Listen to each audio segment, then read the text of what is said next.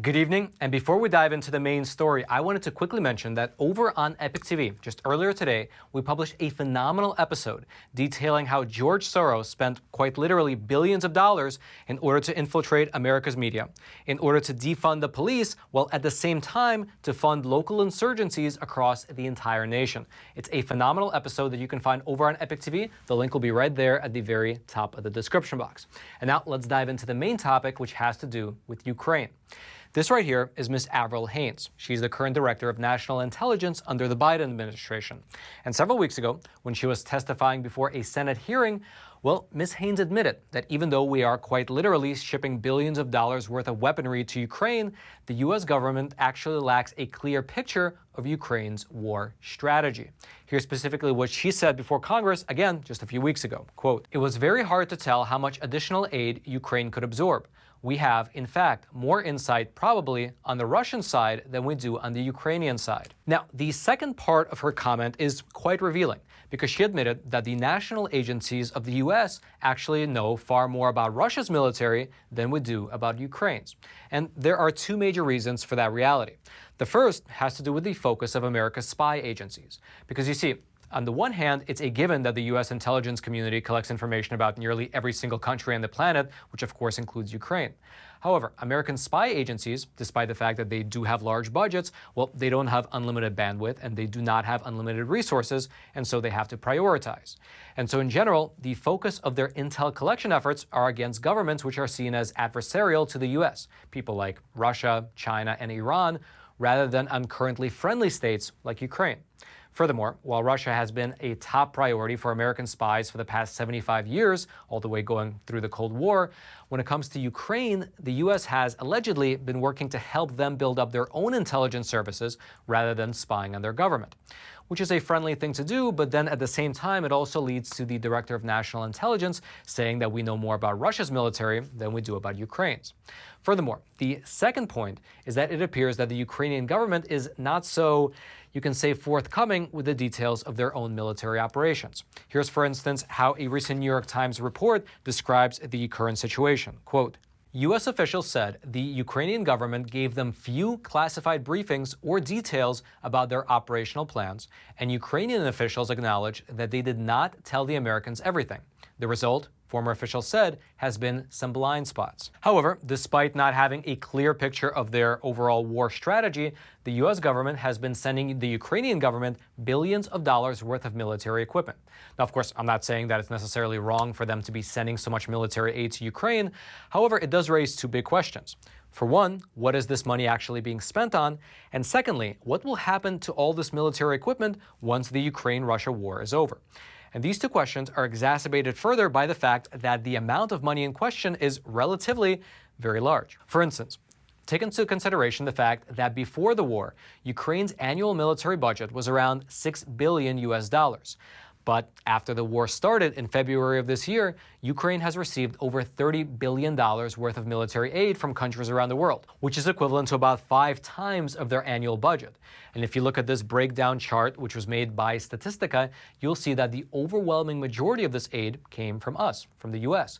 And it's also worth noting that those numbers only go up through May 10th of this year. And the reason that that particular data is so relevant is because later in the month of May, after May 10th, which is the cutoff for that chart, the U.S. Congress actually passed an additional $40 billion worth of aid to Ukraine.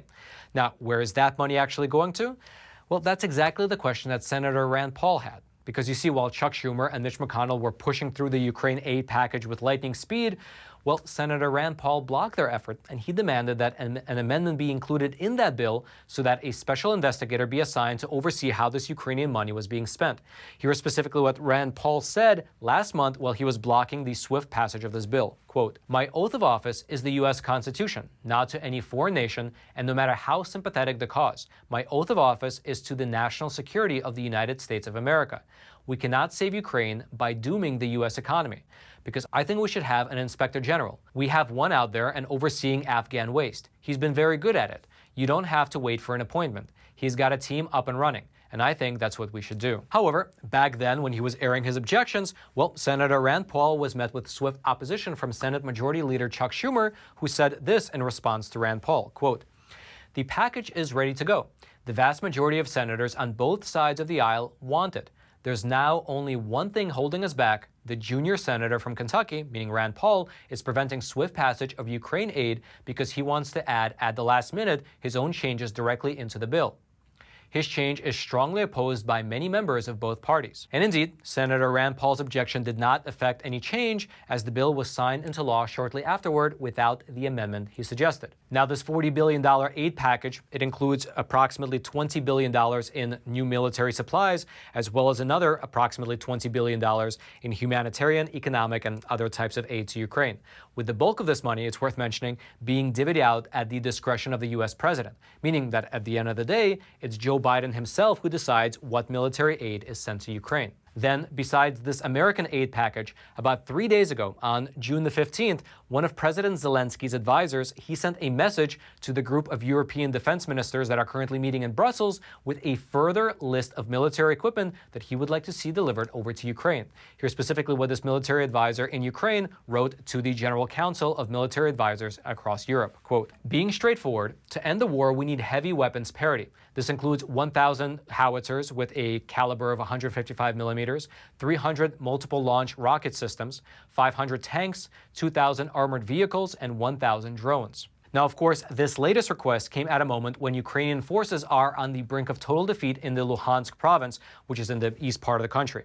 In fact, Russia currently claims almost 100% of that particular region, given the fact that its army has taken the final key city in that region, Severodonetsk. They have it completely surrounded, and Russian troops have reached the town center. This latest development actually makes it such that Russia has now captured about 1/5 of Ukraine's total territory.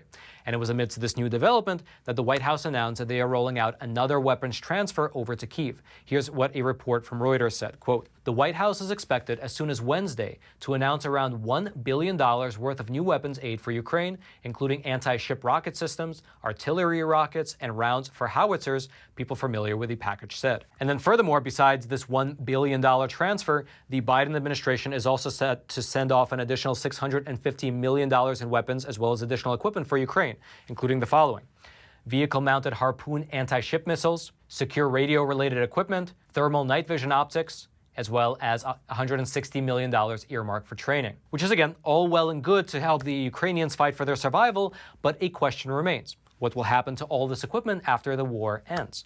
Sorry, do you hear the sound of a coin flipping? You're right. It's a gold coin from American Hartford Gold, my personal gold and silver bullion dealer. Listen, you already know that inflation right now is at a 40-year high, interest rates are skyrocketing, and unfortunately, it looks like we are heading straight for a recession. And so, stuck between this record inflation and a looming recession, well, our retirement accounts are in jeopardy. Now, I don't give you any financial advice, but I will tell you that I buy gold and silver, physical gold and silver from American Hartford Gold every single month. And I would recommend that you give them a call and see what they can do for you. Because not only can they deliver this gold and silver directly to your doorstep, but they can also deposit it directly into your IRA and your 401k accounts, making the entire process super simple and protecting you from whatever comes in the future. And best of all, right now they are running a promotional offer for our viewers, for the viewers of Facts Matter, where on your first order, they will give you up to $2,500 worth of free silver on your qualifying purchase. So calling them is an absolute no-brainer. Their phone number is 866-242-2352. That's 866-242-2352. Or you can text Roman to 65532. They are one of the highest rated firms in the entire country. They have an A+ rating with the Better Business Bureau, and they have quite literally tens of thousands of satisfied clients across the entire country, including me, myself. So give them a call. They're a great sponsor for this episode. And now let's head on back to the studio. But a question remains. What will happen to all this equipment after the war ends? And unfortunately, about 2 weeks ago, the head of the European Police Agency, Europol, well, she issued a rather dire warning about the huge amount of weapons that are being pumped from the West over into Ukraine. Here's specifically what the Europol Director, Ms. Catherine de Boll, told a German news outlet regarding the flood of weapons on the Ukraine-Russian battlefield, which could end up in the hands of criminal groups for years to come. Quote, "At some point, the war will be over. We want to avoid a situation like the one that followed the war in the Balkans 30 years ago. The weapons from that war are still being used by criminal groups today." And partly due to the fact that Senator Rand Paul's amendment was shot down, this Europol director said that they are now organizing their own team to track where all these weapons are actually going to. Quote, The situation is highly dynamic and fragmented, and we're receiving different figures from our European partners. In response, my agency is seeking to find a way in which we will deal with the situation after a possible end to the war. This will involve Europol assembling an international task force that will address this issue. And so, until then, if you'd like to read more about this Ukraine-Russia war, as well as more about all the military aid that we have sent to them, at least thus far, I'll throw several links down into the description box below this video so you can go through it for yourself. And all I ask in return is that you take a super quick moment to smash that like button for the YouTube algorithm, as well as if you haven't already, subscribe to this YouTube channel so that way you can get this type of honest news content delivered directly into your YouTube feed every single weekday. And now lastly, as I mentioned in the beginning of today's episode, earlier today we published a phenomenal episode of Facts Matter over on Epoch TV, wherein I interviewed the author of a great book called The Man Behind the Curtain, Inside the Secret Network of George Soros. Here's a trailer for that episode. And I don't really think he does believe in this open society. I think it's either he's misinterpreting it wrong or it's just a shield so we can say that's what I believe. And the Open Society Foundation was ranked the #1 least transparent organization. He donated 18 or 19 billion to himself, and that gave him a write-off for 5 years, so he didn't have to pay any tax. Expectations set reality, and Soros realized, well, that's true of media as well.